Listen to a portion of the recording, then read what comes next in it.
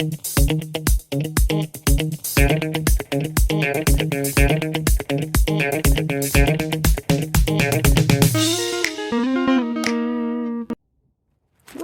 hi. Yeah, today there is a little bit of a perspective change happening because sometimes the answers are in the details, you know. Will it be the case for the next question? Let's see.